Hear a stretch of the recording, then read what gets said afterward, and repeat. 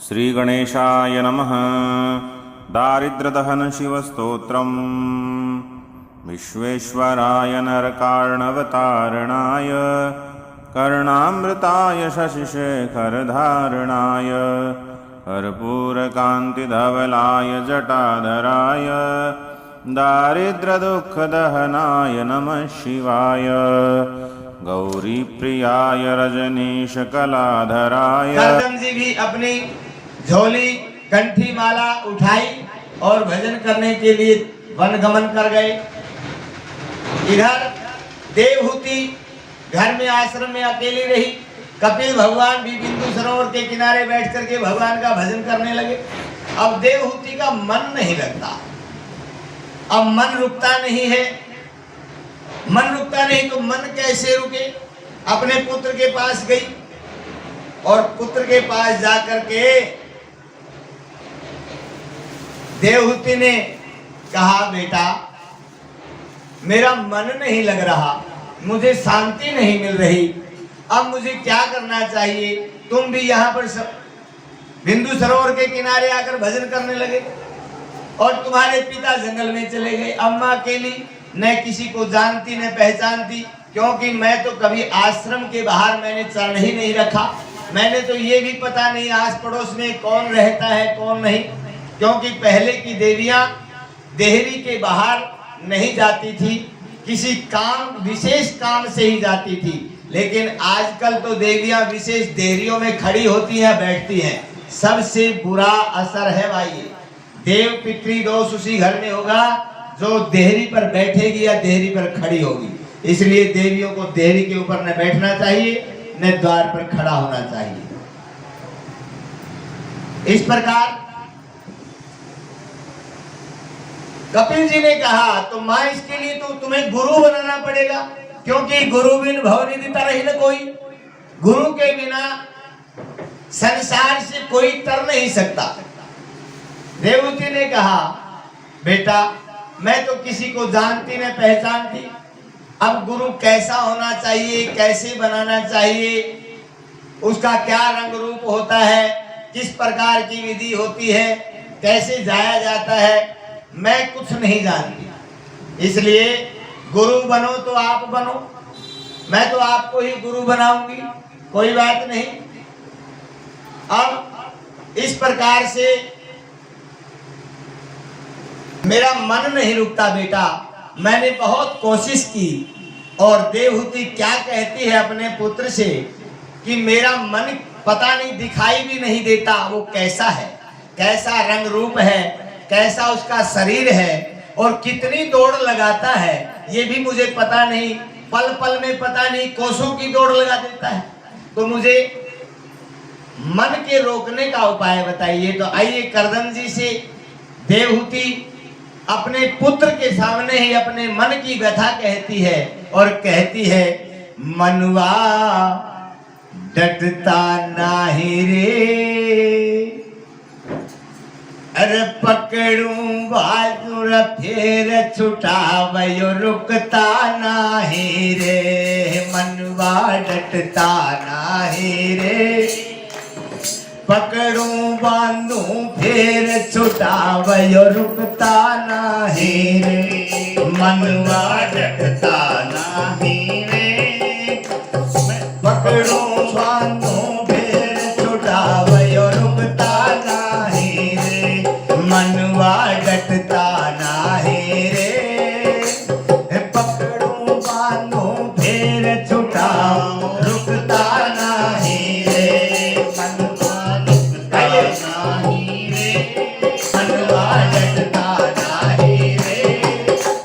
पकड़ूं बांधूं फिर छुड़ावे रुकता नाही रे।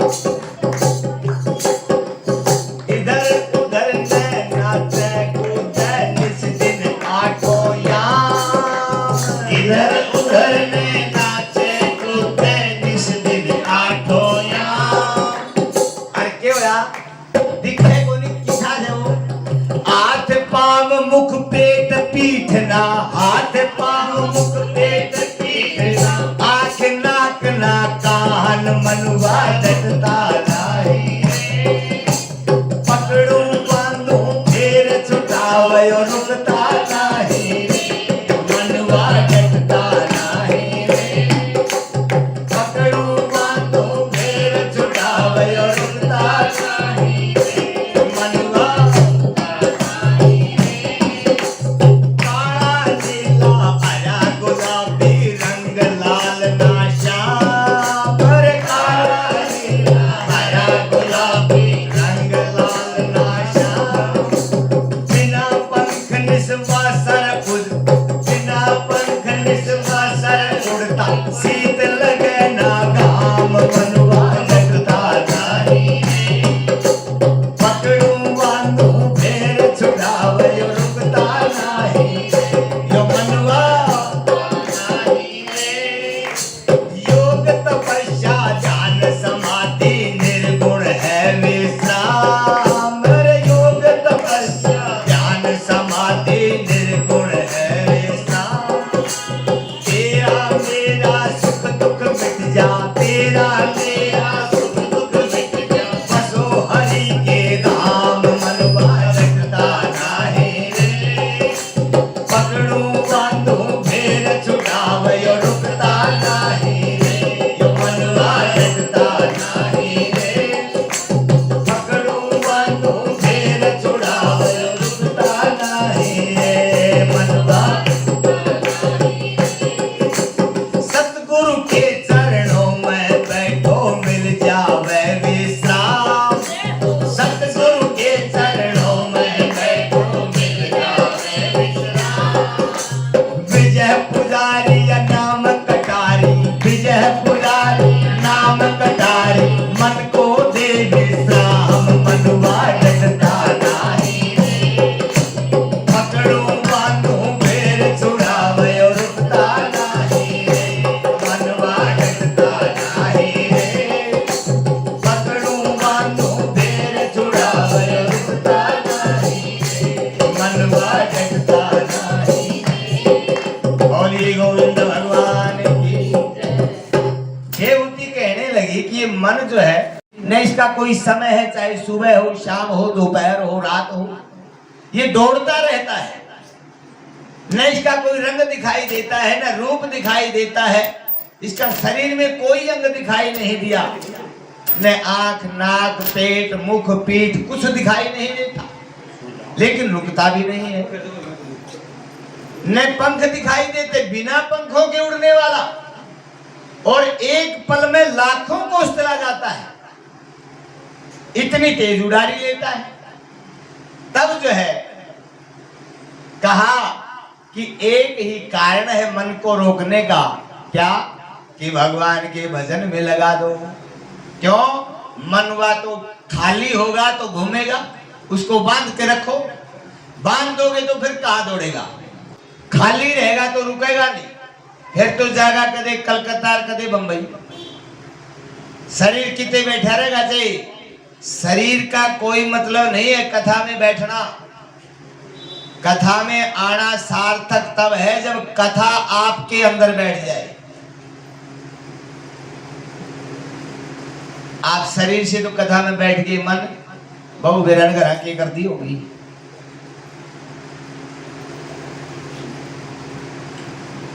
समस्याएं हैं इसलिए कथा में आओ तो सब भूल करके आओ और हम तो मैं तो अक्सर ये बात कहा करता हूं कि कथा में आओ तो अपने आप को ये समझ लो मैं 2 घंटे के लिए मर गया मरने के बाद भी तो छोड़ना पड़ेगा आप ये सोच लो मर गया जीते जी मर के देखो कितना आनंद आएगा असलियत है एक बार मर के देखो आप 5 मिनट मर के देखो कि मैं मर गया देखो इतना आनंद आएगा इतनी शांति आएगी और ये मोह ममता धीरे धीरे धीरे निरश हो जाएगी जिस ममता में फंस रहे हो ना ये रगड़ रगड़ के काटो तो कदे 20 का नहीं लग रहा 10 का काटना है